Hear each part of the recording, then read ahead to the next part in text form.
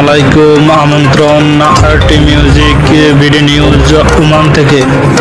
দেশ ও প্রবাসের নিউজ নিয়ে আমি আছি আপনাদের সাথে, আরটি সোহেল।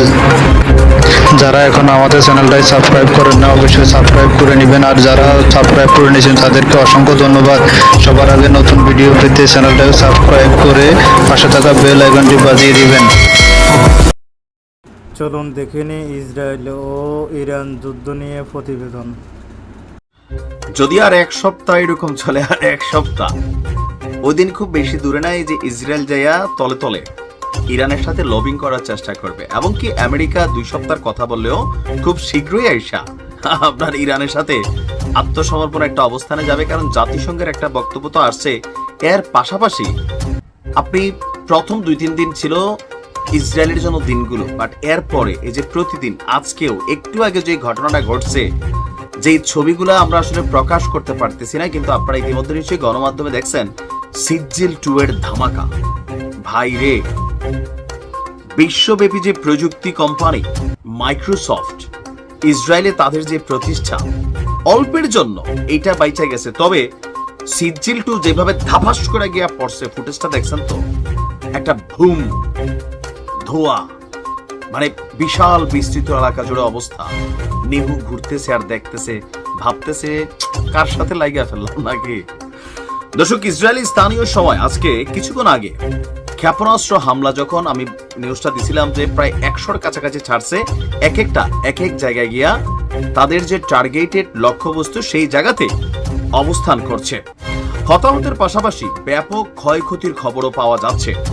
ইসরায়েলের ইহুদিয়ত আহরণত সংবাদ মাধ্যমের প্রতিবেদনটি বলছে, বেরশেবা পৌর কর্তৃপক্ষ নিশ্চিত করেছে যে কিছুক্ষণ আগে ওই অঞ্চলে ইরানের ক্ষেপণাস্ত্র সরাসরি আঘাত হেনেছে।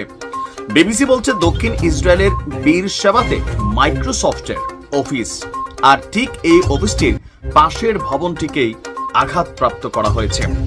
চ্যানেল 12 তারা বলছে, ইসরায়েলি সেনাবাহিনী নিশ্চিত করেছে যে ইরানি ক্ষেপণাস্ত্রটি আকাশ প্রতিরক্ষা ব্যবস্থার মাধ্যমে প্রতিহত করা যায়নি। যাবে না তো।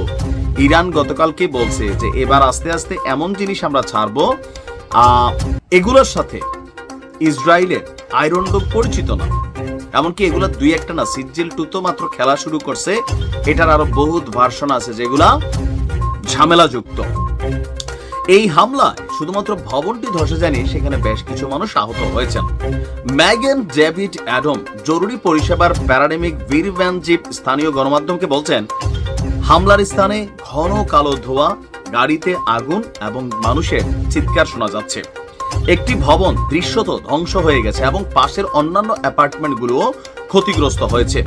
আহতদের চিকিৎসার জন্য জরুরিভাবে 2টি পয়েন্ট স্থাপন করা হয়েছে এবং ভবন ছেড়ে যাওয়া বাসিন্দাদের পরীক্ষা করা হচ্ছে।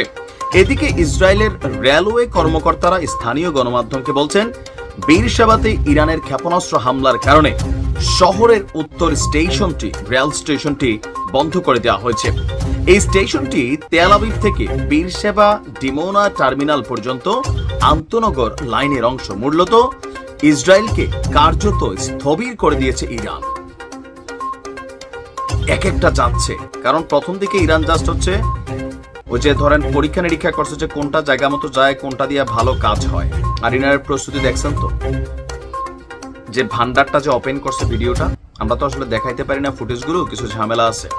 তো এই মানে জিনিসগুলো দেখা শরীরের মধ্যে একটা পুনপুন্না ভাব আসে, সাহস পাই, মনে হয় যে ইয়েস, আমরা সঠিক আছি, লড়াই হবে।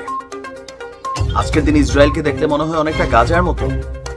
2টা হাসপাতাল উড়াই দিছে ইরান, বলতেছে এটা কোনো কথা? নিহু যে একটা হাসপাতাল নিয়ে নিউজ হয়েছে, উড়াইছে 2টা গণমাধ্যমে, একটা আসছে।